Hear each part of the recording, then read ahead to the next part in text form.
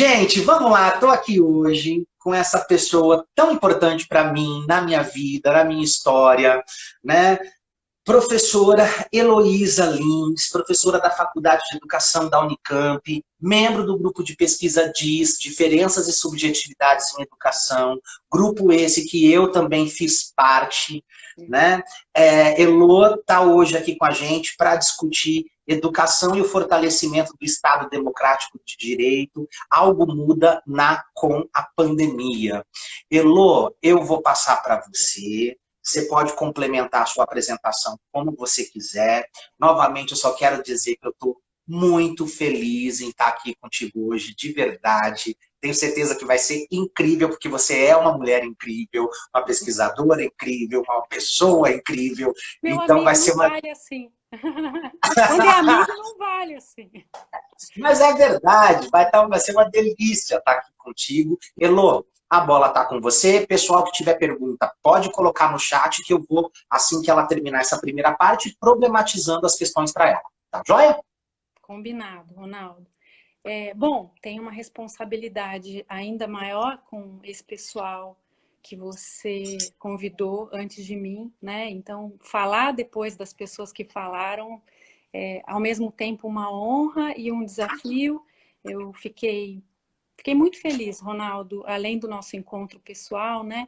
Você é um amigo que eu vejo menos do que eu gostaria e tem essa importância também na universidade. Seus trabalhos, tanto de mestrado, doutorado, causaram impactos muito importantes para os que vieram depois de você e continua sendo assim, né? Um trabalho que não perdeu a atualidade. Então, fiquei muito honrada, muito feliz por todos esses motivos aí que a gente começou a trazer com o tricô e que atravessam a nossa vida acadêmica e pessoal, né?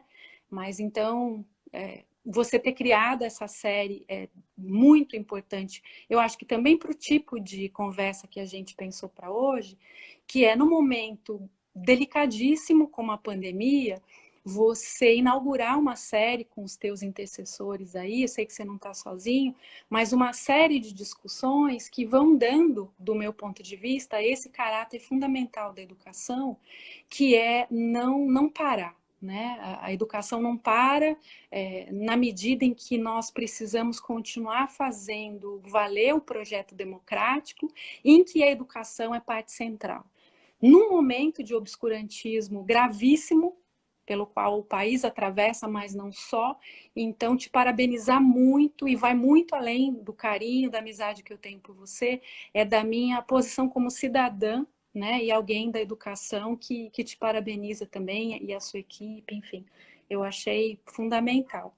E passa Obrigado. também, Ronaldo, por essa forma como eu tenho pensado as nossas capacidades, as nossas possibilidades e impossibilidades que são forjadas, inventadas, essas utópicas que a gente sempre está perseguindo, com relação à forma como a gente pode lançar, né, a educação, relançar como projeto de mundo, como projeto de sociedade, nesses momentos de crise, principalmente, né?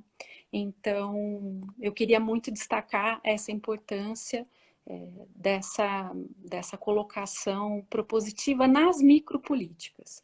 Então, destacar o papel dos aspectos que os autores com os quais eu trabalho, Deleuze, Guattari, por exemplo, não só, mas das questões do pensamento decolonial, vão indicando para nós a importância dessas micropolíticas. A gente não está fazendo só conversa, né? Isso não é pouca coisa, quando a gente se coloca nesse movimento de fazer avançar um pensamento, fazer avançar um projeto de sociedade através dessas nossas pequenas atuações, mas que são muito potentes, né? Então, acho que a série toda é uma micropolítica de enfrentamento, de criação de contra-hegemonia.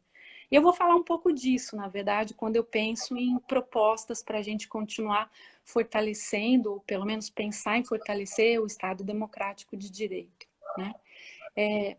O que muda na e com a pandemia, eu já arriscaria dizer para vocês sem uma pergunta retórica, né, que não fique como uma pergunta retórica, é óbvio que a gente vai constatar, da forma como, eu digo nós, pensando num setor progressista, vai constatar uma piora generalizada do ponto de vista do Estado, né, democrático de direito, do ponto de vista dos direitos fundamentais, principalmente do direito à vida, que vem sendo ultrajado, desrespeitado cotidianamente, não só com políticas da morte, mais direcionadas do Estado materialmente, mas de políticas da morte que passam por essa banalização do mal também, né?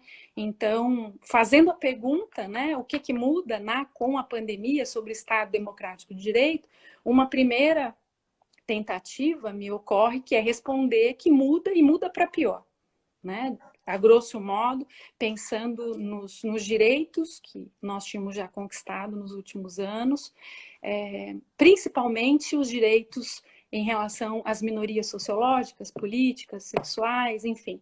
Estou considerando o dever minoritário, né? Então, como é que esses direitos vão sendo paulatinamente atacados a partir de 2015, mais especificamente? Começa lá em 2013, né, com as revoltas de junho, mas em 2015 a gente tem uma mudança de configuração com o golpe da então presidenta Dilma, e a partir de 2018 um ataque mais sistemático, mais frontal, principalmente com relação a quem vai ousar pensar em direitos humanos, não humanos, direitos ambientais, né? E voltados para todos. Quando a gente coloca isso na roda, então parece que o saldo é bastante negativo, e a gente tem dados concretos sobre isso. Aliás, com relação aos dados, né? A gente viu, por exemplo, essa semana, ontem, eu acho que foi, que o Brasil entra oficialmente como um dos países mais atacados, e do ponto de vista endógeno, isso acontece, pelo governo federal, evidentemente que há essa mão que opera, o país passa a ser um dos piores no ranking mundial sobre liberdade de expressão. A gente não precisava desse dado, né? A gente que é da educação e a gente que está sendo atacado como inimigo público, como inimigo de um projeto de governo baseado na destruição de uma pauta até então construída e garantida em termos progressistas, a pauta passa a ser o que aparece lá no projeto do então candidato Bolsonaro, a extirpação das ideias do Paulo Freire, e a gente sabe muito bem o que isso significa. Qual é o legado do Paulo Freire que vai provocar esse projeto de governo como destruição dessas ideias, que chamaram de marxismo cultural, mas que vem em nome daquela politicidade, a politicidade que o Paulo Freire dizia que era intrínseca à nossa profissão de educador, aos nossos atos. E é evidente que por isso ele passa a ser o inimigo mais emblemático desse projeto de governo, que flerta, evidentemente, com aspectos de intolerância, de ódio, de neofascismos, portanto, colocando uma pauta ultraconservadora associada a uma pauta ultraliberal. Então, isso faz com que a resposta, então, passe por essa dimensão mais negativa de início. Ao mesmo tempo em que a gente passa, então, a ter uma série de estatísticas que vêm no decorrer da história, né, muito negativas já. Eu comentava agora, no período da tarde, com o pessoal da disciplina da pós, sobre aquilo que o Boaventura de Souza Santos chamou atenção com relação às democracias de baixa intensidade. Então, a gente vinha no Brasil já no enfraquecimento de uma série de direitos, mas, ao mesmo tempo, havia uma tentativa crescente de fortalecimento. A partir da Constituição de 88, a gente, com todos os problemas dessa fragilidade democrática, quando a democracia passa a ser alguma coisa mais representativa, mas os direitos não vinham no mesmo passo. E eu estou falando dos direitos, pelo menos das 5 gerações que a gente conhece, né? há quem diga até dos direitos de sexta geração, que seriam os direitos ambientais. E esses direitos de última geração são os direitos justamente sobre a pluralidade humana, das existências. Então, assim, a gente vinha lutando esses anos todos pela garantia desses direitos. Havia uma série de barreiras concretas, mas nesse momento, então, com esse projeto contra as ideias do Paulo Freire, o que a gente vê por trás é toda uma mobilização com relação aos direitos das minorias, principalmente das minorias sexuais, né? Para usar um termo genérico para a gente se entender. E aí, eu queria falar um pouquinho disso. Eu não vou conseguir, evidentemente, falar e dar conta com vocês aí de vários vetores, de várias frentes de discussão que a gente poderia traçar, mas eu escolhi alguns elementos, alguns fios, então, para trazer essa discussão sobre o fortalecimento do Estado de Direito, a partir dessa mudança abrupta que o bolsonarismo causa, né, num Estado que já era frágil, mas que vinha, de certa forma, caminhando para um processo democrático. Eu acho que descortinar um pouco, né, o que a gente pode ter, além da questão do ataque mais frontal às pautas sexuais e reprodutivas como um grande problema, trazendo também como é que nesse momento da pandemia a gente vai ter uma agudização também das fake news. Então, o momento da pandemia é algo que descortina uma série de desigualdades que a gente já vinha acompanhando, denunciando, se colocando contra, evidentemente, no nosso campo de trabalho, no nosso exercício de cidadania, mas que agora, na pandemia, escancaram, né? A gente tem essas desigualdades de toda a ordem sendo expostas mais cotidianamente para quem não vinha percebendo. Acho que foi uma grande chance, um grande portal, digamos assim. A pandemia acaba sendo para esse descortinamento também das desigualdades sociais, mas aparece um outro elemento que vinha também acompanhando principalmente o cenário internacional com relação às fake news e o enfraquecimento das democracias no mundo, e que acontece aqui no Brasil, evidentemente.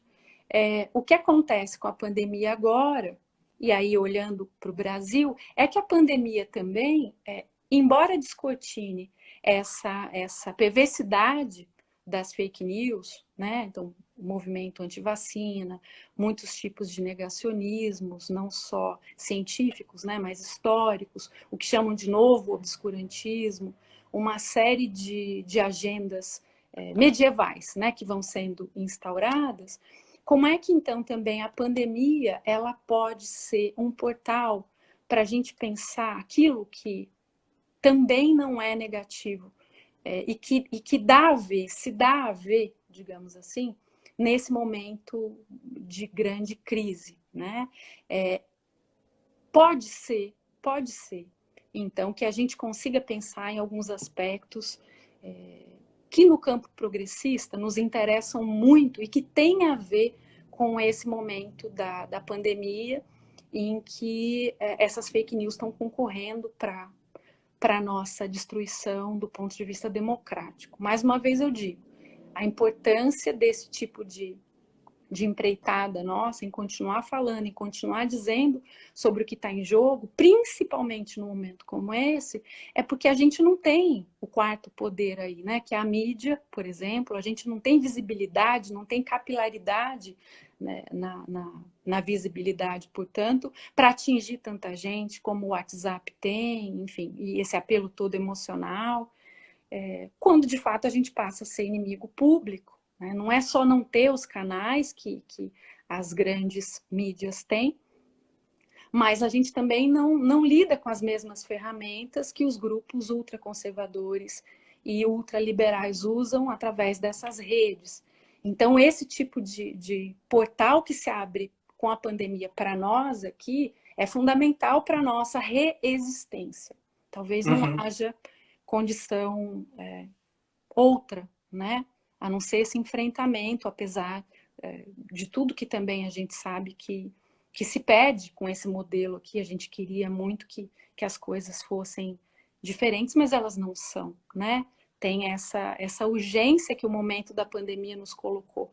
Então, era ficar esperando um modelo ideal de relações, de escola, né? Ou então fazer do jeito que dava, e como a gente vem tentando fazer, no momento de grande ameaça, no momento em que eles aproveitaram, estou dizendo dos ultraconservadores, dos ultraliberais, para passar boiada, e que não foi só com Salles, né? Outras boiadas estão passando. Bom, e aí eu disse para vocês que eu faço um recorte, né?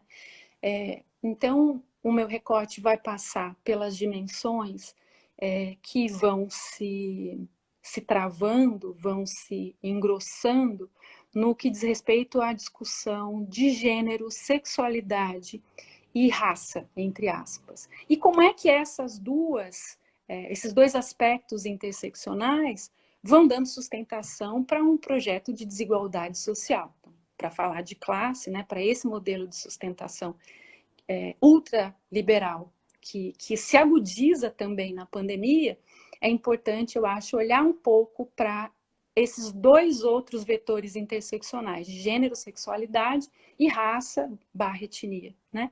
Então, com base nisso que eu pensei em conversar um pouco com vocês. Os maiores ataques têm sido nessa direção e confundido um pouco a nossa percepção, talvez, do que esteja em jogo de fato. Eu estou querendo chamar um pouquinho a atenção, por exemplo, a gente tem uma série de elementos para tentar entender como é que essa força reacionária se instala no país, a partir de uma perspectiva histórica também, olhar um pouco no retrovisor, eu acho que é importante, para um passado recente, de modo que a gente veja que, através do construto teórico, da grande invenção, que foi uma invenção perversa, evidentemente, em nome de uma moralidade, que foi a construção da fantasia da ideologia de gênero pelo setor católico, né? A partir de 98 isso passa através também do Ratzinger naquele momento, então Papa, e o construto de ideologia de gênero não tem tanta força naquele momento, ele vai aparecer em contraposição a agendas que vinham sendo desenvolvidas, não só na América Latina, mas, para pensar no nosso caso, principalmente pelos governos de esquerda na América Latina, quando esses direitos sexuais, reprodutivos principalmente, passaram a preocupar muito esses setores conservadores, né? Então lançam essa mamadeira de piroca inaugural em torno da ideologia de gênero, né? Ela se configura, passa a ser uma ficção que mobiliza o imaginário social, né? E que vai dando, portanto, uma configuração às mentalidades e um alimento às mentalidades mais conservadoras e até reacionárias, né? E aí, como é que isso, na América Latina, vai mudar do ponto de vista também econômico, político, o que vinha sendo desenhado como projeto de mundo aqui?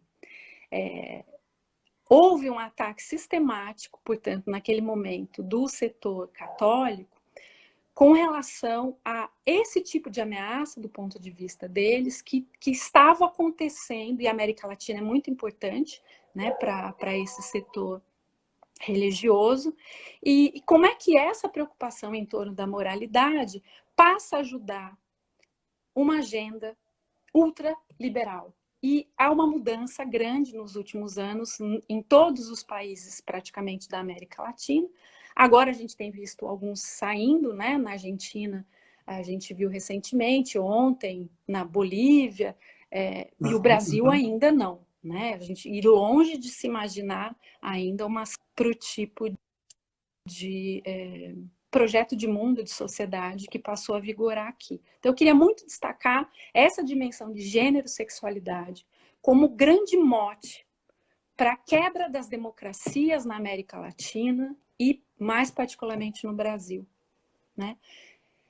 E isso vai impactar diretamente no projeto de educação que a gente vinha desenvolvendo e que agora passa a enfrentar para continuar desenvolvendo, colocando em risco também as nossas próprias existências, quando a gente pensa em defender os direitos humanos e os direitos de informação das crianças e jovens, os direitos de participação política, portanto, de crianças e jovens, que já estava garantido, por exemplo, lá na Convenção dos Direitos das Crianças, de 89 no mundo e 90 no Brasil, com ECA na sequência.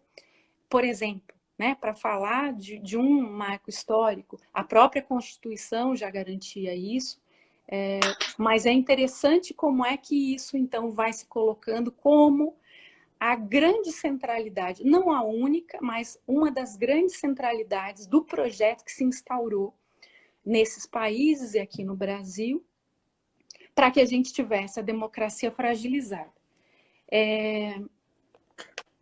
E aí é muito interessante a gente perceber que não diz respeito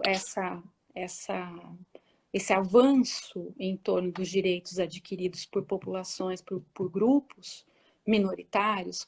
É interessante a gente perceber como é que se inicia com um grupo que é bastante odiado socialmente, né? Luiz Motti fala disso num artigo curtinho dele, mas muito potente, que é porque os gays são a minoria mais odiada, e a gente tem no Brasil o país que mais mata gays no mundo, transexuais, não é à toa que essa estatística está colada, mas é interessante perceber como é que isso vai se alastrando com relação aos outros direitos também das populações minoritarizadas, subalternizadas, né? Enfim.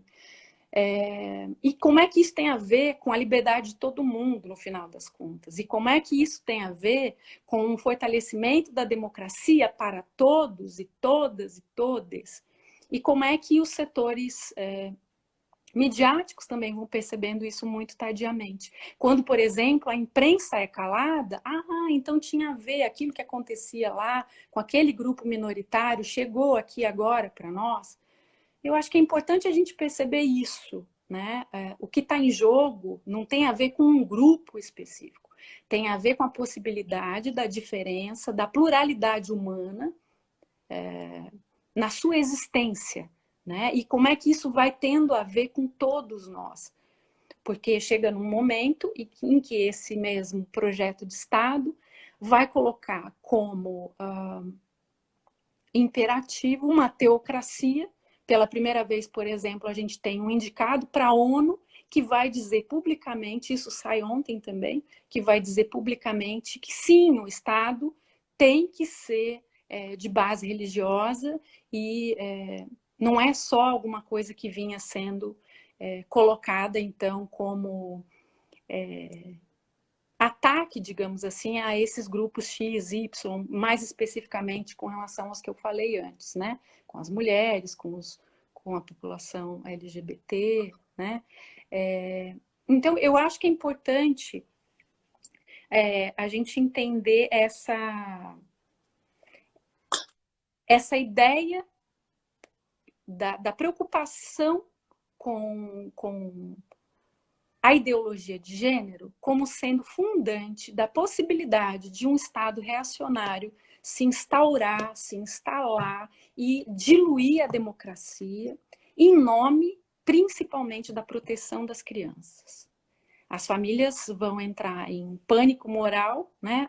O grande construto que vem com a ideologia de gênero é que as crianças estão ameaçadas em função da erotização, da sexualização precoce, da pedofilia, dos modos de compreender a vida, né, que passam pelo aborto, e como é que isso tudo é o fim de um projeto de sociedade para eles. Então, quando a teocracia ela está no horizonte, está muito perto, inclusive, né, ela já vem operando ao longo dos anos, mas agora passa a ter um perigo um pouco mais próximo, né? Um perigo em que a própria mídia agora consegue reportar. Então, era inimaginável, há um ano atrás, a gente ter alguém indicado, há um ano, hein? Eu estou falando ainda dentro do próprio governo Bolsonaro, alguém indicado para a ONU com discurso explícito. Agora o discurso vem porque o politicamente correto, eles avisaram desde a posse, né? O presidente, então, eleito, vai falar sobre a aniquilação do politicamente correto, e ele vai repetindo isso ao longo desses anos. Então, a questão da infância, a questão da proteção da infância, o direito à proteção da infância, passa a ser a grande coisa que vai regimentar também os interesses ultraliberais. Eu estou me referindo basicamente a um artigo, na verdade é uma obra toda da Melinda Cooper, que vai falar sobre como esse pânico moral criado em torno das crianças e das famílias, que devem proteger suas crianças desses esquerdistas, abortistas, gaysistas, comunistas, etc, etc. Como é que esse projeto, então, ele vai dando sustentação para a passada da boiada ultraliberal. Então, a Melinda vai olhar para a sociedade americana mostrando que houve essa articulação e que o projeto ultraliberal consegue fazer a sua agenda, consegue implementar essa agenda, basicamente porque tem uma nuvem, né, que vai dando possibilidade de passagem para eles, uma nuvem que se coloca socialmente, mas que sobre a qual, né, esse setor ultraliberal vai operando, vai tentando acompanhar no fluxo e passando de modo quase que despercebido. É interessante perceber, então, que isso vai acontecendo em função da desmobilização do estado de bem-estar social, porque para os ultraliberais é fundamental que a família seja autossuficiente. Então, é uma mistura muito potente, né, das agendas ultraconservadoras com as agendas ultraliberais, porque enquanto se discute alguma coisa aparentemente sem sentido, que é essa história da ideologia de gênero, agora, se as historinhas do Ministério da Educação, apoiado pelo Ministério da Mulher, da Família e dos Direitos Humanos, mudando historinha, alguma coisa aparentemente muito sutil, pouco problemática, como é que isso tudo dá sustentação para as perdas de direitos, não só sociais, civis, mas para as perdas de direitos no campo trabalhista, sob o ponto de vista das relações de trabalho e tudo mais. Como é que isso vai se dando?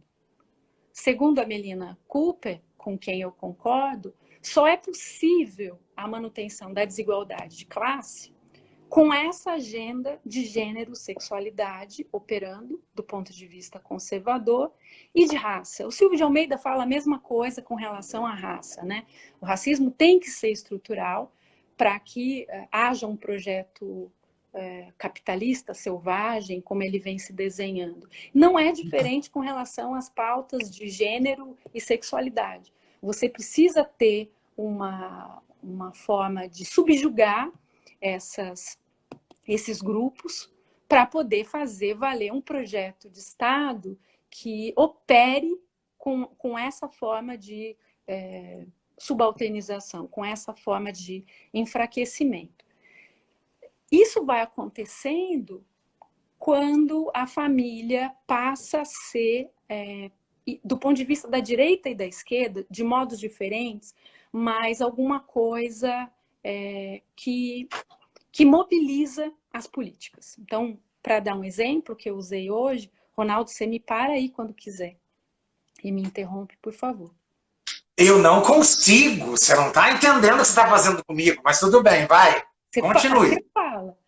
É interessante, então, para a gente perceber como é que a família ela vai se vendo numa condição de empoderamento, tanto para a direita, para os setores conservadores e neoliberais, ou ultraliberais, como para a esquerda também como uma pauta importante, ainda que o desenho da esquerda seja diferente. Então, por exemplo, vamos pensar lá com o kit contra a homofobia, que vira o kit gay na sequência, também como uma grande perversidade e distorção dos fatos, uma fake news que emplacou, né, através disso que eles conseguem fazer essa sustentação política do poder, saber, eu estou dizendo, né, essa colocação do poder nesse escopo. E aí, com relação a isso que se desenhou, a então presidenta Dilma, ela é pressionada naquele momento. E ela recua. Ela recua. Teve um bafafá gigante, né, na nossa sociedade brasileira. E embora o kit fosse mais do que necessário e todo mundo pode acessar esse kit, ele está na internet, contra a homofobia e contra essa ideia de ideologia de gênero, né, enfim, de modo mais ou menos direto, acaba acontecendo que esse recuo da Dilma, com o aborto não foi diferente, a pauta do aborto, né?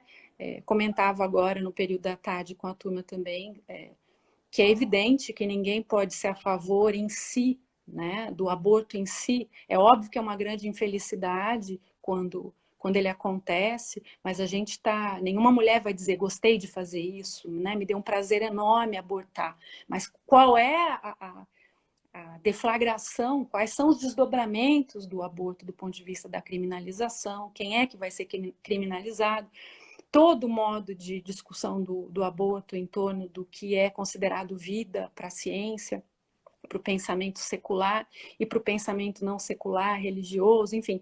Mas naquele momento ela recua. Então ela recua com o aborto e ela recua com... Por isso ela ganha a eleição também, tinha uma dificuldade muito grande dela ganhar a eleição se ela não falasse, né, se não defendesse essa posição, acaba cedendo e tal. O segundo aspecto foi esse do momento da acusação do kit gay, e a Dilma vai e recua. Isso faz com que ela permaneça alguns anos no poder, mas faz também com que o golpe se engendre.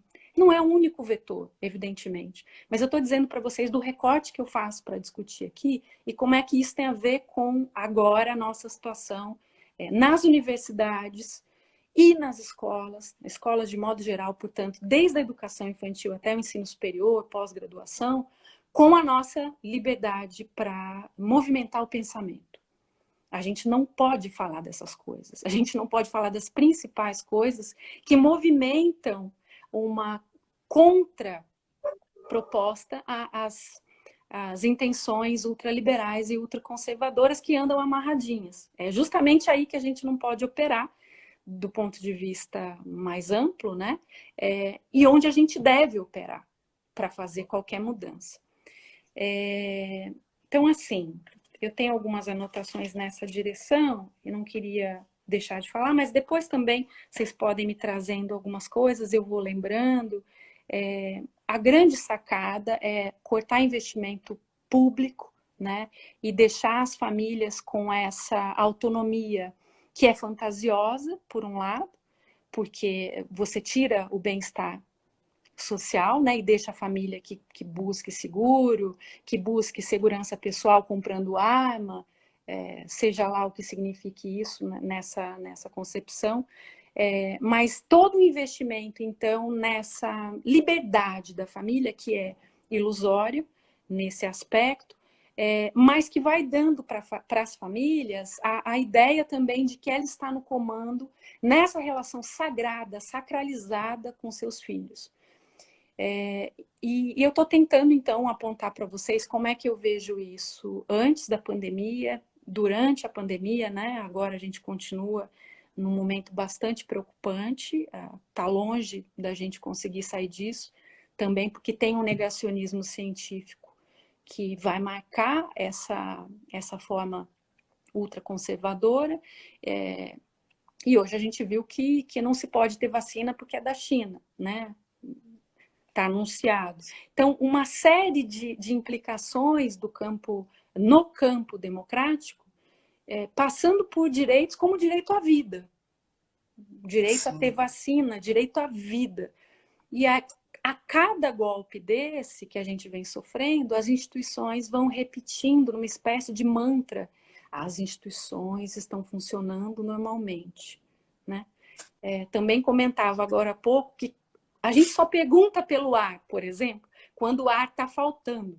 Parece que com a democracia é igual. Quanto mais a gente escuta, do meu ponto de vista e das fontes que eu bebo, né, intelectuais e esses intercessores do pensamento, quanto mais a gente escuta falar da democracia, sim, que está tudo funcionando dentro da democracia, nesse projeto aqui a gente tem visto que é exatamente o oposto. Agora a gente tem uma democracia de baixíssima intensidade. Esse desmonte ele vem acontecendo de modo mais ou menos silencioso. Aqueles autores que fizeram Como Morrem as Democracias falam disso, né? Agora as democracias não morrem assim num ato só, numa coisa histórica, emblemática, cavalos, né, armas, não é assim. Você vai fazendo essa desconstrução no cotidiano. Do meu ponto de vista, no Brasil, e não só meu, né, como eu disse para vocês com alguns autores que eu venho dialogando, no Brasil, o grande mote para a desconstrução democrática passa pela agenda da questão de gênero, sexualidade, do racismo, evidentemente, para a gente chegar em maior escala de expropriação de classe, né? E aí não dá para hierarquizar, Ronaldo, e quem está nos vendo, eu queria ouvir se tem uma posição diferente, mas do meu ponto de vista não dá para hierarquizar esses aspectos interseccionais, classe, raça, gênero. A gente está tendo um desmonte que vai atropelando essas minorias que são identificadas através desses marcadores, né? Classe, raça, gênero. Que mais? Eu só queria, acho que para abrir a palavra para vocês, dizer da minha preocupação também com o setor progressista. Falei hoje bastante também, para quem já estava me acompanhando, estou até repetitiva, mas eu acho que a gente precisa atacar nessa direção, do ponto de vista do enfrentamento, das discussões, de criação de um debate profundo. Como é que o setor progressista está apanhando, está tomando muito mais do que 7-1, 2022 está aí, e a gente precisa entender que não dá para ser só reativo a tudo isso que está nos acontecendo em termos dos direitos, né? E aí de todas as gerações, de primeira, segunda, terceira, até sexta geração, eu acho que aí, mais uma vez, eu vou concordar com Boaventura sobre o fato de que as esquerdas, os setores progressistas, se a gente quiser chamar assim, precisam conceber essas armadilhas que serviram, de repente, para algumas lutas anteriores, que agora precisam ser repaginadas, precisam ser colocadas num outro modo de funcionamento, porque a grande chave interpretativa dessa dimensão de gênero, sexualidade, que passa por racismo e se desdobra em diferença social, ela está com a opinião pública. Essa defesa das crianças, da pureza, entre aspas, das crianças, é a grande coisa, então, que tem para a gente perceber como se rearticular como projeto progressista, me parece, e só ser reativo não vai nos adiantar quase nada. É preciso aproveitar essa oportunidade que se coloca para a gente redefinir as rotas e agir numa direção mais conjunta, porque a situação é realmente dificílima para nós, né? E quando os grupos da plutocracia, que já está instaurada, com a pandemia, vocês viram que os grupos mais ricos ficaram mais ricos, uma minoria numérica, né, que fica mais rica com a pandemia, e como é que isso deflagra para nós uma plutocracia dentro de um projeto de teocracia que vai, então, se instaurar por mecanismos fascistas. A gente está falando disso. A gente não está mais falando de um neoliberalismo à lá década de 80, 90. A coisa agora vem com essa força, né? E o fascismo vai se alimentar dessa fantasia em torno de gênero e raça, mais especificamente. É isso, assim, para a gente começar, Ronaldo. Elô,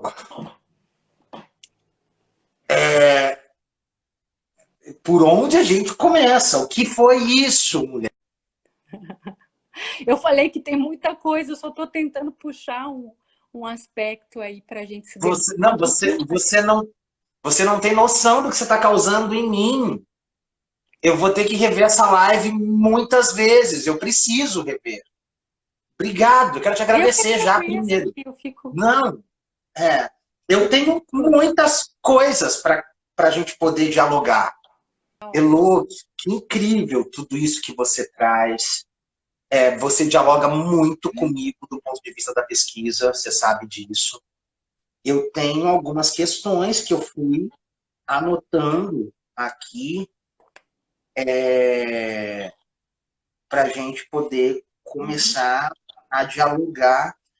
Eu vou, antes de entrar nas questões de gênero, sexualidade e raça, especificamente, eu tenho uma pergunta para ti, que é o seguinte, você traz, eu acho que o que você faz é um soco no estômago mesmo, quando você faz esse recorte com as questões de gênero, sexualidade e raça, né, e associa isso a uma possibilidade de desmonte aí do Estado de Direito Democrático. Né? Eu estou impressionado, de verdade, com a linha de discussão que você traz. Eu queria começar te perguntando o seguinte, eu tenho percebido que hoje a gente vive esse lugar polarizado, né? Mas eu também tenho percebido algumas mudanças nos comportamentos, e eu estou falando de que comportamento que eu estou falando? De quem faz as políticas públicas, né? Dentro desses espaços, que mesmo tendo discursos progressistas, essas práticas dessas pessoas enquanto produtoras de políticas públicas, de certa maneira também estão sendo cooptadas por esse movimento maior que você traz na sua análise. E eu queria saber de você, se você acha que realmente a gente está vivendo um enfraquecimento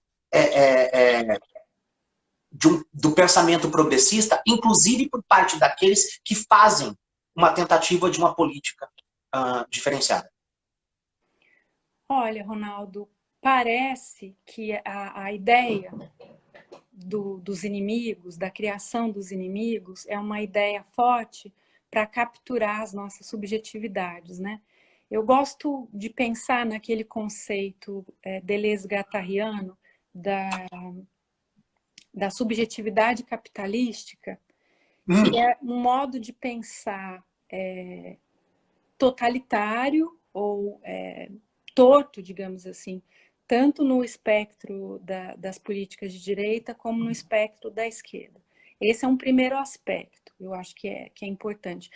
A esquerda, o pensamento progressista, é capturado também pelas mesmas armadilhas coloniais, pensando num pensamento que se coloca a partir das invasões bárbaras, né? E que todo o projeto da modernidade, que passa pelo desenho de escola, desenho de sociedade, vai se dando nessa dimensão. Quer dizer, nós somos frutos, mesmo querendo romper com esse pensamento colonial, nós somos frutos disso, mesmo quando a gente se concebe progressista.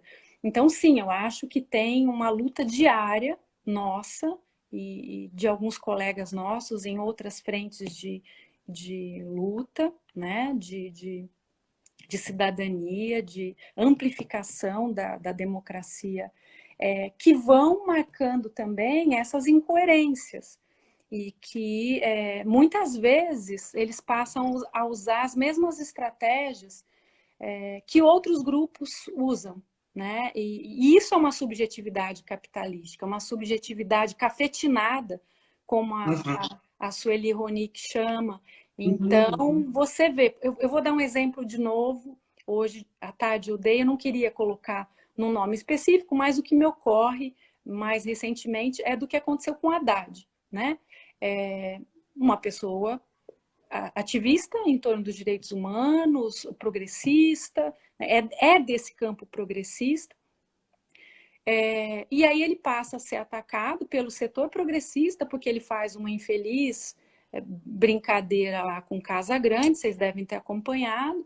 Então, esse tipo de conduta do setor progressista, que passa por medo, né, pelo discurso de ódio também, acaba atrapalhando o meio de campo, porque o verdadeiro inimigo não está sendo colocado como foco do trabalho que nos mobiliza, né?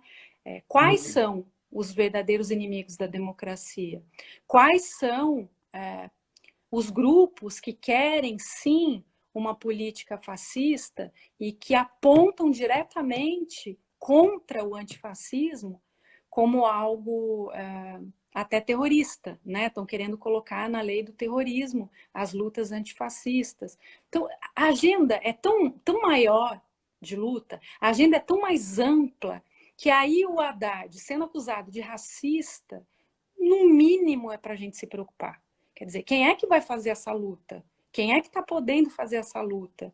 Eu entendo perfeitamente a desconstrução que tem que haver em conjunto, né? Não só do ponto de vista do racismo, mas do sexismo, do ponto de vista classista também, a gente vai desconstruindo junto. Agora, fogo inimigo, então, estou falando do fogo dentro do setor progressista, nesta altura do campeonato, é mais do que uma preocupação, eu acho que minha só, mas de quem eu tenho acompanhado, que vem colocando essa perspectiva histórica e se debruçando nesse tipo de estudo há muito tempo, dizendo que nós somos a última, como o Safatli fala, com quem eu concordo, nós somos a última resistência para o fascismo que está se instaurando agora. Aquele fascismo de que fala o Foucault, né, que mora em todos nós. O fascista que nós todos temos dentro de nós mesmos. Então, assim, nas políticas públicas, com o setor de esquerda, também tem essa dificuldade. São capturas, né, Ronaldo? Nós todos somos frutos dessas formas coloniais do pensamento, de reagir mal, né, de pensar ainda de modo muito mal articulado, e tomara que dê tempo da gente fazer alguma coisa, de se articular realmente contra um projeto que de fato quer a desconstrução, ou a destruição, né, como colocam mais abertamente, com ameaças de morte, inclusive, estou falando de questões físicas, né? Vários ativistas dos direitos humanos tiveram que sair do país, a gente sabe. O Brasil é o país que mais mata ativistas de direitos humanos no mundo. Então, parece que a agenda é outra. Essa configuração de inimigos vazada para dentro do campo progressista é uma armadilha tremenda. Olha, você estava trazendo... Quando você começou a trazer na sua fala inicial gênero, sexualidade e raça como mote, depois, Elô, se você quiser, eu até te mando. Eu escrevi um texto que vai sair agora em novembro, num livro, que eu não lembro o nome do livro, que coisa horrível, mas é sobre direitos humanos. E me convidaram para escrever um capítulo sobre homofobia. Ótimo. E eu fui tentar buscar as bases epistemológicas da homofobia no Brasil. É lógico que para um artigo eu estou só pincelando, né? Mas o que eu vou discutir no texto basicamente é mostrar o quanto que a não criminalização da homofobia, principalmente em 2006, quando o Brasil nega essa criminalização, e que depois nega o kit gay com a Dilma, né? Mas assim, o quanto isso tem a ver com o reconhecimento de que somos criminosos e, portanto, seremos punidos. Então, a gente não pode legalizar aquilo que me pune. É mais ou menos por aí que eu vou. Eu trago como um elemento de análise um documentário da década de 80, Você já deve ter visto Temporada de Caça, em que a repórter vai na rua e fala o que a gente faz com os homossexuais, e as pessoas falam tem que matar. Né? Então, assim, a gente expressava livremente o desejo do assassinato do outro, do extermínio do outro, há 30 anos atrás. Então, esse sujeito que mata ainda está aqui. Né? É por aí que eu vou na construção da minha narrativa, e eu vou terminar, eu queria te ouvir nesse sentido, eu termino justamente falando o quanto que criminalizar a homofobia que aconteceu em 2019, equiparada ao crime de racismo, o quanto que a gente, essa é a minha pergunta, porque eu acho que eu queria ouvir você, o quanto que esse tipo de criminalização, que equipara duas causas, que apesar de legítimas, que apesar de próximas, têm origens tão distintas, percursos históricos de grupos de luta tão distintos, como é que uma equiparação disso, na verdade, promove a criminalização ou invisibiliza, apaga e descaracteriza e não promove nem criminalização do racismo e nem da homofobia. Eu queria te ouvir um pouquinho sobre. Olha, acho ótima a tua provocação, Ronaldo, e quero muito ler esse seu artigo. Eu te envio depois da live. Muito me interessa. Tá. É interessante porque essas pautas identitárias, elas são fundamentais para o reconhecimento das especificidades, né? Como você disse, vem de lugares diferentes, né? São questões muito díspares em vários aspectos, mas quando é um projeto, do meu ponto de vista, né, da fonte que eu bebo também teórica, com os filósofos rebeldes, Foucault, Deleuze, Guattari e esse pensamento decolonial, é interessante a gente perceber que as políticas identitárias, elas são importantes como uma fronteira provisória. Você precisa desse reconhecimento num determinado momento histórico. Quando o projeto é tão agudo como o que se instaura agora, um projeto de destruição da diferença de tal maneira, vale muito a pena que algumas fronteiras se rebaixem para a gente criar pontes. O que está em jogo agora é a aniquilação da diferença. Né? O que está em jogo agora é alguma coisa que talvez a gente não tenha a dimensão nessa nossa existência, né? A gente tem histórica, a gente tem com base nesse passado que também nos ensina, mas na nossa própria existência a gente não viu nem na ditadura militar brasileira. Né? A gente viu de um outro modo, cruel, perversa, assassina, mas desse modo como se coloca hoje, ela traz elementos de novidade também. Então eu acho sempre que a gente vai ter... Quando eu falo da criação de contra-hegemonias, Ronaldo, passa por essa nossa compreensão de que determinados modos de luta, determinados modos de enfrentamento podem ser recuperados, mas tem muito mais a ser inventado. Essa das pontes, para mim, é a grande coisa a ser inventada. Porque estamos todos nós nessa frigideira quando a gente pensa nessa questão interseccional, classe, raça, gênero. Né? Esses subalternizados vão para o mesmo lugar, né? do modo de perversidade que apaga o seu direito à existência. Então, foi muito importante acontecer, mesmo associado a racismo, que supostamente traz uma marca muito mais explícita do povo negro, né, indígena, há quem até discorde para o povo indígena, mas é muito interessante que, de repente, também o conceito de racismos venha aparecer em 2019 para deflagrar a aprovação pioneira do STF, e você veja, essa semana, menos de um ano, né, foi em junho, acho que 13 de junho de 2019, que o STF aprova a criminalização, e agora a AGU quer derrubar a criminalização. Então, a gente vai ganhando experiência com isso, para ver que o projeto de destruição é para valer, e que se a gente pautar a nossa luta única e exclusivamente nessa dimensão identitária fechada, da fronteira fechada, talvez a gente não resista, né? Então, algumas coisas são muito interessantes para mobilizar a nossa criação contra-hegemônica.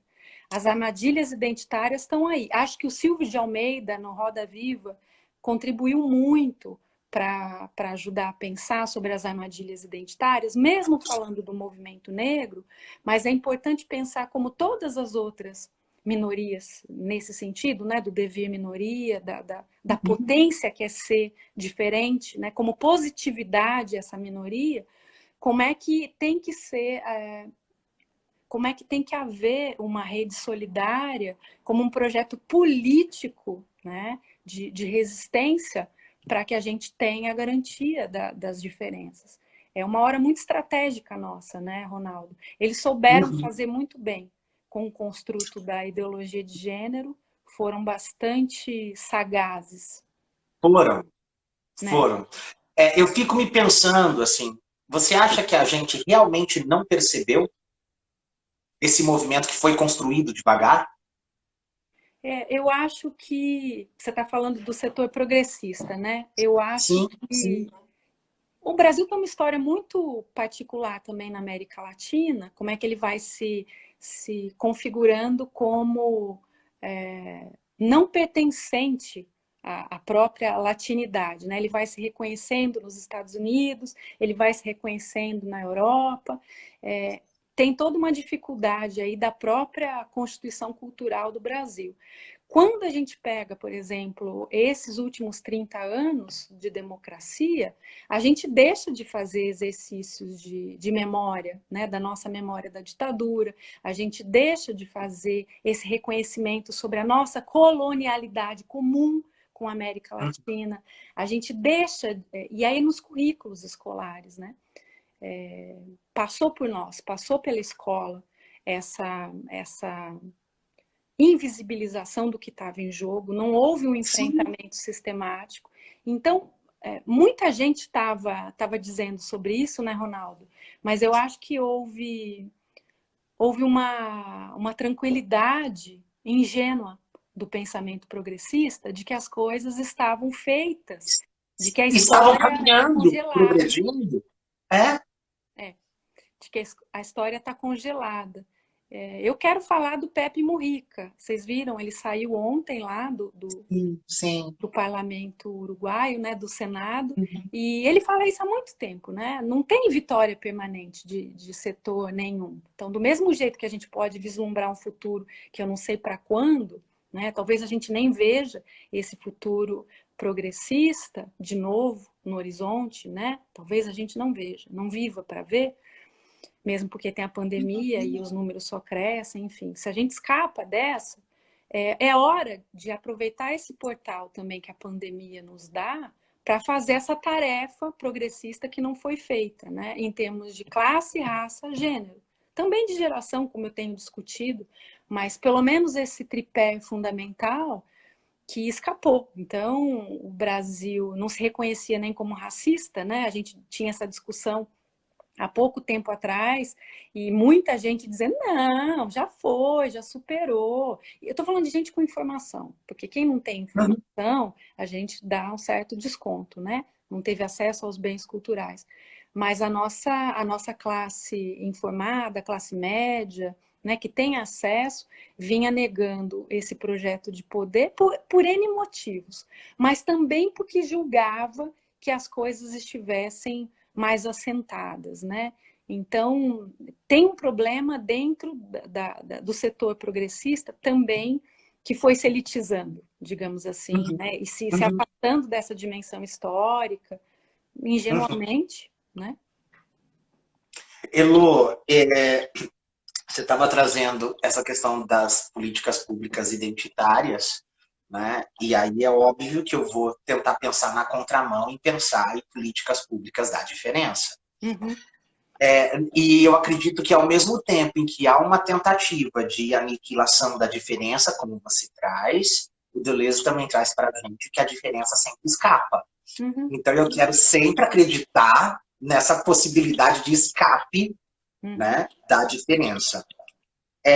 E eu queria... É que, assim, eu estava há um tempo atrás tão cansado e tão de saco cheio com tanta coisa.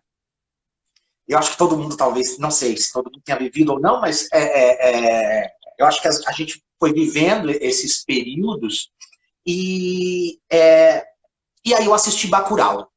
Uhum. E aí, eu vou tentar ligar tudo, tá? E Uhum. aí, Bacurau me esperançou, Uhum. de alguma maneira.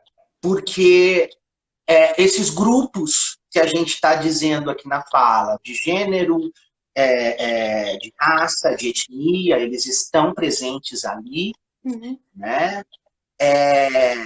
E a única saída que eles conseguem de resistir é a Uhum. mão armada. Uhum. Né? Então, Uhum.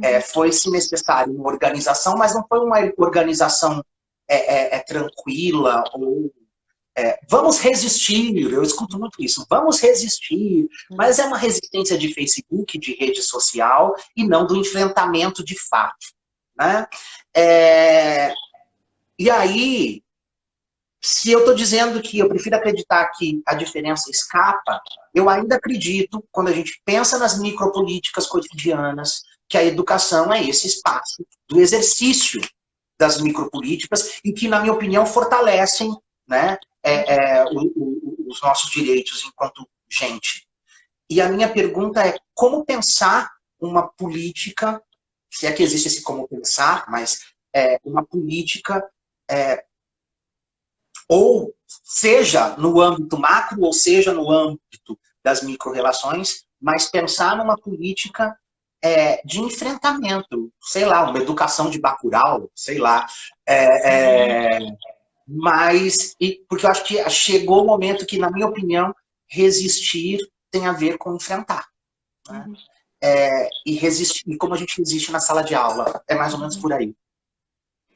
Tem uma urgência, né, Ronaldo? E Uhum. esse sentido de urgência, ele já levou, e tem levado, você pegar agora nos Estados Unidos mesmo, existem grupos reagindo de modo armado, né? De novo, a gente teve os Panteras Negras no passado, tem uma rearticulação agora, mas assim, eu queria dizer, eu sempre passo por essa dimensão quando isso volta, de certa forma isso sempre volta nas discussões, como é que a resistência pode operar, né, com esse sentido de urgência e tal. Eu acho que a gente viu uma coisa, a própria Angela Davis fala numa live recente dela sobre isso, a própria Judith Butler vai falar, o último livro da Judith Butler passa por aí, mostrando que a gente precisa recuperar uma visão histórica de que, mesmo não sendo com os mesmos objetivos essa luta armada, mesmo sendo com objetivos de legítima defesa, né? Você mata para não morrer, ou Sim, você mata uma mulher. simples assim, não se trata do mesmo fenômeno, né? Tem alguém reagindo a uma morte, né? A ameaça de morte, etc. Não só de perdas de direitos cotidianos, né? De morte em vida, mas até dessa materialidade dos corpos que eu estou dizendo. Mas é Uhum. interessante, eu acho que a gente perceber também, como a Angela falou, Angela Davis, e que é corroborado pela Judith Butler, não só no livro, como eu disse, na live, uma live que eu assisti com o pessoal da Argentina, em que elas vão dizer, a história mostrou que a gente precisa de um projeto forte de enfrentamento que passa por uma resistência inventiva. E aí elas vão dar o exemplo do Vidas Negras Importam, quando existe Uhum. aquela avalanche de gente fazendo uma performance pacífica. E como é que aquilo ninguém apaga. Aquelas cenas, né, que passam por uma poesia, por um modo de arte como enfrentamento, aparentemente muito singelo, muito pouco agressivo ou nada, né? Nada agressivo, como é que isso fica, né? O Deleuze falava disso também, né? Que a verdadeira resistência, ela passa pelas questões artísticas, poéticas, linguísticas, porque essas são perenes, né? São modos de você construir a resistência para esses mundos plurais, resistências nesse sentido, em que todos possam ter direito ao sol, como é que isso tem que passar por uma compreensão nossa, Ronaldo, também de mudança dos afetos. A gente também está subjetivado nessa mesma direção armamentista, né? Escapar da luta armada é um exercício nosso também como grupo progressista para tentar inventar outros modos em que a gente possa permanecer mais tempo, né? Nesse rodízio entre formas reacionárias e libertárias que o mundo sempre teve, para a gente poder ficar mais tempo com a garantia dessas diferenças. Então, a gente viu pela história que você consegue esse tipo de... que Bacurau exemplifica, esse tipo de vitória que é muito pontual, né? E não se sustenta como um projeto de sociedade. Repete uma série de totalitarismos imediatamente na história. Não fica nisso, né? Não é um projeto de liberdade que se instaura a partir desse tipo de tomada de poder, digamos assim. Estou com Hannah Arendt aqui na cabeça para pensar junto com você. Isso é alguma coisa...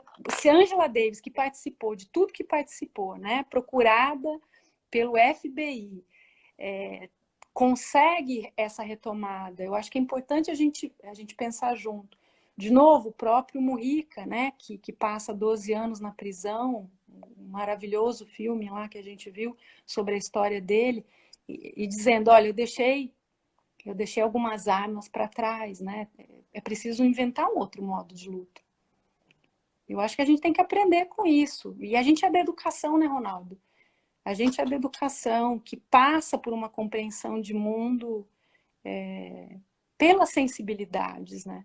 Pelas artes, pela forma mais leve, né?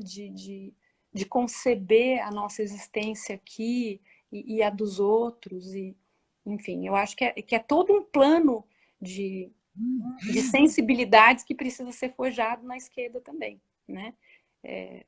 Porque senão você não consegue uma terceira via, né? Para os projetos totalitários que já aconteceram de direita e esquerda no mundo. A gente vai ter a repetição da história. A gente vai ter uma repetição que não é boa, do meu ponto de vista. De novo, concordando com a Butler, a Davis e Hannah Arendt, para falar de algumas mulheres poderosas. Elô, você...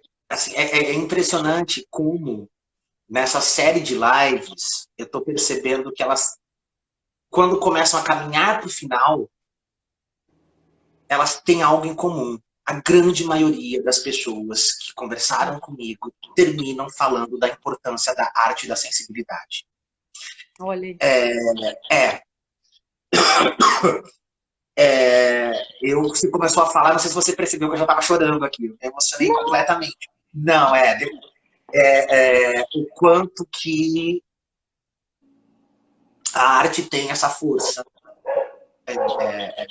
E ela talvez seja esse lugar de ação da diferença, né? como um movimento, como um exercício de resistência. Quanta potência há na arte, e a gente está falando de um momento que a gente sequer tem Secretaria de Cultura. Isso. Então, assim, o quanto que tudo isso é arquitetado propositalmente, o quanto que tudo isso é engendrado. E, enfim, eu só queria dizer que eu também acho que a arte é a aposta. Quando a gente tem inspirações, por exemplo, né, Ronaldo, como Ai Weiwei, eu acho que é para a gente acreditar nisso mesmo. Existem modos de passar pelo mundo, e assim, o Ai Weiwei faz sozinho, né?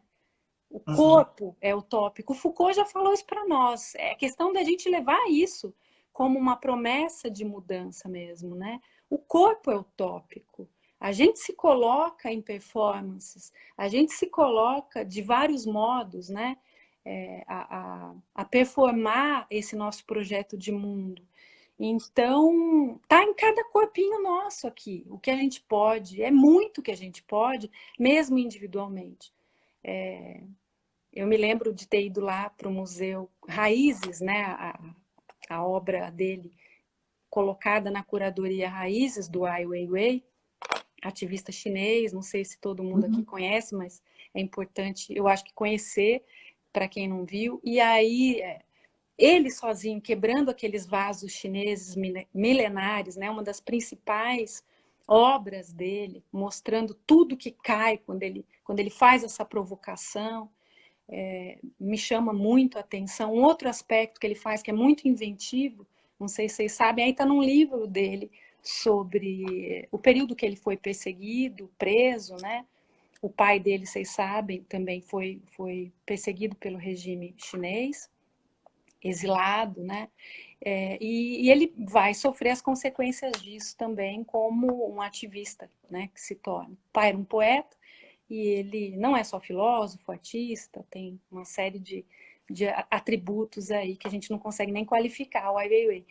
O fato é que a polícia instala umas câmeras quando ele está preso, né? Ele está preso dentro de casa, uma prisão domiciliar, naquele momento. Não foi o único espaço de prisão, mas ele fica. E aí ele faz uma performance artística, ele fica pelado. E o que acontece com o corpo nu, com esse corpo utópico dele? Ele simplesmente está pelado, vai tomar banho, pega água na geladeira, ele está na casa dele, né?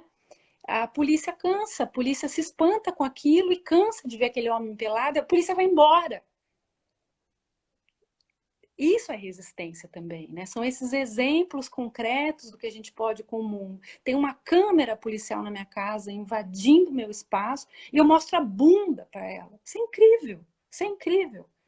Como resistência que passa pelo nosso corpo, né? Então a gente pode muita coisa e tem visto muita coisa interessante. Acho que o último grande exemplo também aconteceu no Brasil com o caso do menino Miguel, né? Naquele calor do movimento Vidas Negras Importam, mas as pessoas foram fazer a mesma coisa nas ruas de Recife, principalmente na rua em frente ao prédio em que o menino foi morto. Então, alguma coisa nesse sentido também, eu acho que a gente tem aprendido a fazer.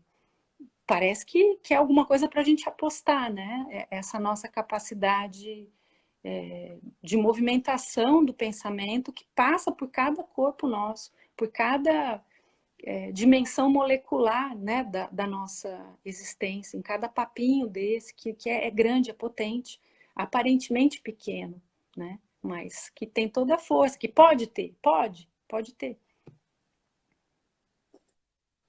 Que lindo, que lindo. Vamos acreditar, né, Ronaldo? Sim, A sim. gente está vivo. Mas a arte como essa força que pode talvez libertar esse corpo oprimido, né? O sensível como possibilidade de libertação. Uhum. E daí tanto medo, né, Ronaldo, das políticas públicas também sobre a escola com esse corpo livre. Justamente por isso o desenho da modernidade para a escola é um desenho de aprisionamento de corpos, né? E as disciplinas que vão movimentar o corpo são as disciplinas com menos status social, né? Justamente porque tem uma subversão importantíssima, potente aí, né? Então, o mundo não seria do jeito que ele é se a escola também não fosse como ela se aceitou, né? Como ela se Eu falei isso essa aprisionou. semana com uma turma. Eu acho que a pandemia, com aquelas notas informativas da Unesco, os organismos multilaterais que a gente mais tem contato, né? O ONU, Unesco, Unicef, dizendo sobre a necessidade de, na pandemia, haver uma mudança de currículo, uma mudança nos conteúdos, uma mudança nas avaliações. E aí você vê uma chance dessa por muitas escolas completamente jogada fora. A escola repete no online tudo que ela fazia antes. Então, a gente está perdendo uma potência incrível aí que a pandemia também nos coloca. Sim, sim. Olhar para fora, né, Ronaldo? Porque aí a gente também viveu um momento muito reativo no Brasil dessas mesmas forças progressistas em torno da dimensão remota, com compreensão, né? Porque ela exclui, porque as políticas públicas não foram, mesmo com dinheiro, eu acho que só eu até cheguei a anotar outro dia, acho que só 6%, até teve um processo no Ministério Público, instaurado pelo Ministério Público, que o governo federal utilizou para o combate à pandemia e para as políticas de inclusão que nem aconteceram. 6,8% foi o que o governo federal investiu só de toda a verba para o combate à Covid e que deveria ter reverberado nos modos de compensação das exclusões pelo ensino remoto. Então, a gente não teve investimento e esses organismos internacionais, multilaterais, vão ajudando a gente a perceber que o problema não é ser remoto só, né? Porque esse é o jeito que deu para fazer. O problema é que não houve investimento, e aí o setor progressista também só reagiu muito mal, e agora está revendo essa posição, quando o governo manda voltar em várias capitais, em várias cidades, voltar para as aulas presenciais, né? Então também tem uma retomada de consciência do que estava acontecendo e de abertura para essa dimensão da pandemia. São lutas concomitantes, né? Você tem que garantir a equidade, garantir a inclusão, evidentemente, como sempre, desde antes da pandemia, e que não era 100%, agora só se agrava. E como é que essas outras pautas entraram, de mudança curricular, de mudança de carga horária, de mudança de avaliação, que esses organismos estavam chamando o tempo todo a nossa atenção, e a sociedade brasileira também demorou muito para ver o que estava em jogo. Demorou demais. Tá difícil, mas vamos ver se o pessoal acorda para alguma coisa que vem com esse sopro de fora também. Eu acho que um aspecto importante, além de tudo que a gente falou aqui, dessa dimensão artística, sensível, é a gente olhar internacionalmente para os outros setores progressistas. Como é que outros países, não para copiar, mas é para se inspirar, como é que isso vem pelos organismos multilaterais, e para a gente avançar nisso, para a gente avançar nessa direção. Existia coisa ali muito interessante, volto a dizer, nas notas informativas, por exemplo, da Unesco, sobre tudo isso, né? Como é que a gente poderia ter aproveitado muito mais do que ficar dizendo só não, não, não, porque tem gente fora. Claro, não pode ficar de fora. Essa é uma bandeira eterna nossa, não seria diferente na pandemia, mas tudo que a gente perdeu tempo, perdeu mesmo, porque as crianças pobres ficaram de fora. Sai também recentemente essa informação drástica, né, das crianças que não tiveram acesso nenhum, e que tinha dinheiro. O Brasil tinha dinheiro para fazer investimento. Podia ser com canal de rádio, canal de televisão. Nova Zelândia, por exemplo, pegou 2 canais de TV abertos, um na língua maori, outro no inglês, e educação para todo mundo que tinha TV. Além do remoto não ser só pela TV, ser de carriolinha, de sei lá como que chega o material. A África do Sul conseguiu fazer isso, Lituânia conseguiu fazer isso. São países menores, não sei, é tudo para a gente também negar, né? Entrar nesse negacionismo, nesse revisionismo e naturalizar a barbárie que foi. Sim. Está sendo, está sendo. E como se a possibilidade ela tivesse sempre ou na Europa ou nos Estados Unidos. A gente não consegue olhar para o lado, a gente não consegue olhar para o Uruguai, a gente não consegue olhar, enfim, para a América Latina em si, né? E entender outras possibilidades. Parece que sim. Elô, que delícia! Que delícia! Deixa eu aproveitar, eu quero agradecer todo mundo que está aqui com a gente. Olha, que delícia de novo, Elô. Estou chovendo no molhado em falar que foi uma delícia, mas foi. Obrigada, querido. Obrigada por tudo, viu? Pela oportunidade de diálogo, saber do seu artigo. Você sabe o tanto que eu te admiro. E eu queria estar junto de você de qualquer maneira. E ainda para a gente pensar a educação, foi uma delícia. Foi Quero uma mais. delícia. Eu também, Outros eu dias também. aí, sei lá. Outros dias, e quando tiver presencial, a gente tem que se ver mais. Aquilo que você falou no começo tá, reverberou muito em mim. Assim, a gente tem que se ver mais. Isso aí, Né? combinado. Manda um beijo para a Irene. Manda um beijo, Ela vai ficar, beijo. De ela vai ficar verdade, eu toda tô muito... orgulhosa que você lembrou dela. Sua mãe é uma linda. Manda um beijo para ela, porque eu tô morrendo de saudade. Obrigada, viu? Elô, Ótimo. obrigado por tudo. Foi Parabéns. uma delícia. Pessoal, obrigado por tudo. Imagina, não tem que Obrigada agradecer para nada. todo mundo que acompanhou. Eu inaugurei, então, essa entrada com vocês hoje aqui no Instagram, com todos os riscos, mas valeu demais. Um beijo grande. Foi lindo. Beijo, Elô, beijo, pessoal. Tchau, tchau. Obrigado.